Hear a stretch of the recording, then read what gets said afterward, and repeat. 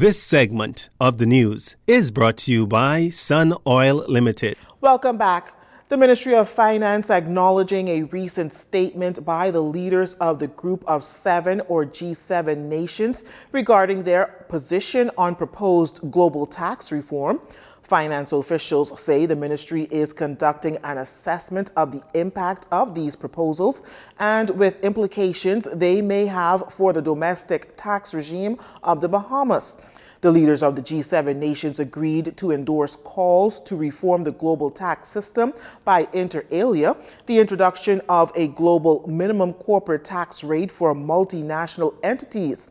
The discussion on reforming the international taxing structure for multinational entities is being directed by the 24-member Organization for Economic Cooperation and Development, or OECD G20 Steering Group of the Inclusive Framework on Base Erosion and Profit Sharing, also known as BEPS. According to the Ministry of Finance, these discussions have been ongoing since 2018, and the Bahamas has been an active participant in the process.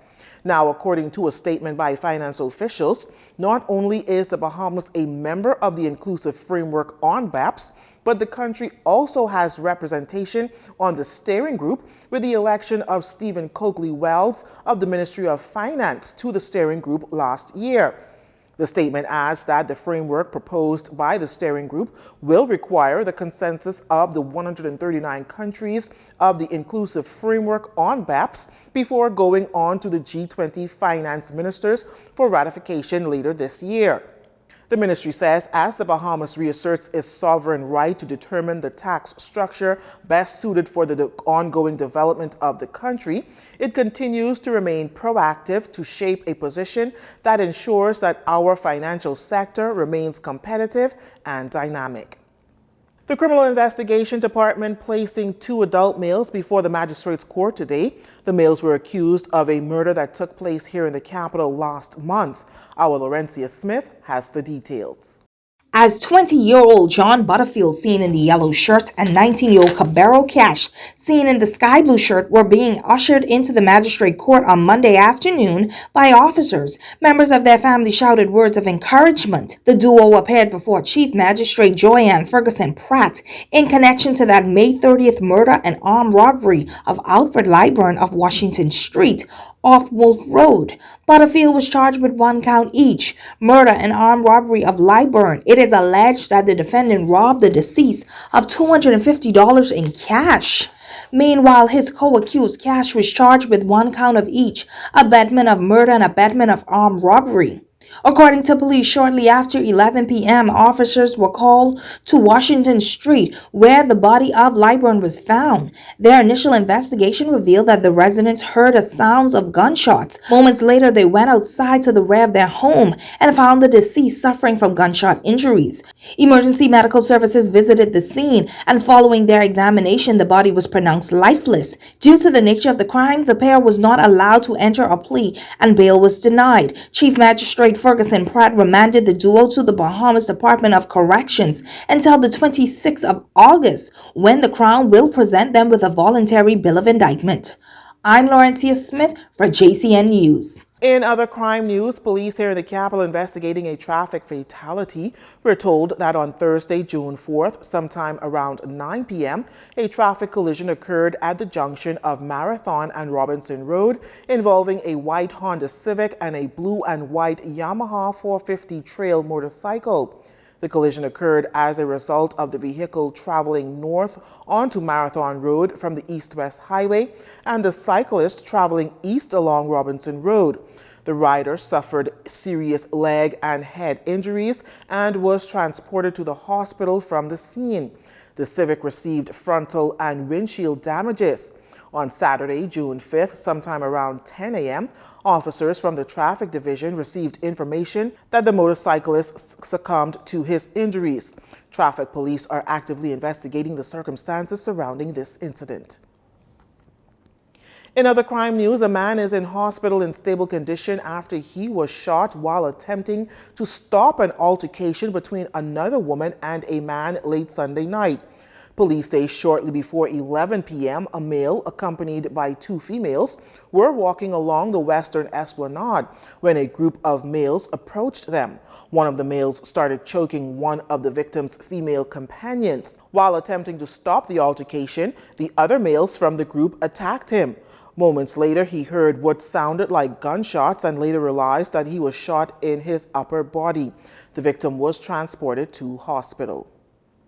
Police arresting two males and a female for possession of dangerous drugs, possession of an unlicensed firearm, and unlawful possession.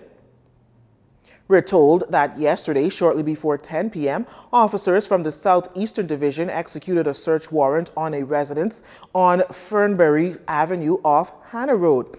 While conducting the search, the officers discovered an illegal shotgun with 16 unfired rounds of ammunition, a quantity of suspected marijuana, a quantity of suspected cocaine, and an assortment of wrist watches and change that could not be satisfactorily accounted for. As a result of the discovery, two adult males and a female were arrested. Investigations into this matter continue. As they continue their fight for better wages and working conditions for their members and workers in general, labor unions in the country continue to be critical of the government for stopping a planned motorcade on Labor Day. Our Jcn Saunders was there and has some of their reactions. On Monday, many Bahamians sympathetic to the labor movement in the country continued to express their displeasure with the competent authorities' decision to deny unions permission to hold a motorcade as opposed to the annual Labor Day March. That was this past Friday. Unions, along with scores of Bahamians, were denied participating in that motorcade to celebrate the 60th or the diamond anniversary of the labor movement. At the Sports Center on Friday morning, there was a large police presence at the start of the route on University Drive. President of the Trade Union Congress, the TUC, Obie Ferguson, attorney, described it as a sad day for workers to be stifled by their own government. Paul Maynard, former president of the Bahamas Electrical Workers Union, says there is no reason why the government and labor cannot have better relations. He notes that the same things Bahamian workers fought for in the 1958 general strike are sadly the same things they fight for today. And it's the same Catholics. The foreigners are getting all the jobs. Bahamians feel that they are disenfranchised and cannot continue to happen. Foreigners can't vote in elections. Bahamians do. And my thing is, you got to deal with your own people. And the PM has to come and talk to Labour. Yes. And he has to come to some happy medium with Labour. Kyle Wilson, president of the Bahamas Electrical Workers Union, or BEWU, expressed his members' frustration with the competent authorities' decision. He also had a stern warning for the government. It is a shame and a national disgrace that you will not allow the workers of this union to show worker pride that this country was built upon. It is labor that built this country. It is labor that gave all of these politicians, all of these who are my skin color, an opportunity to have power. And I let you all know, it ain't going, it's coming. Yes. It is not going, it's coming. This is a disgrace, and we must stand together and tell them, no. You ain't for me, I ain't for you.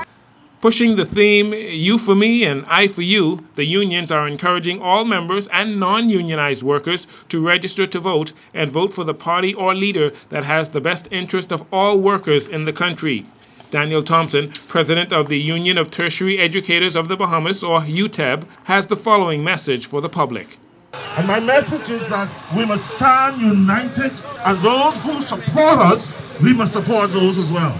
And we must stand united. And I say to the government and to companies and employers that you must respect workers.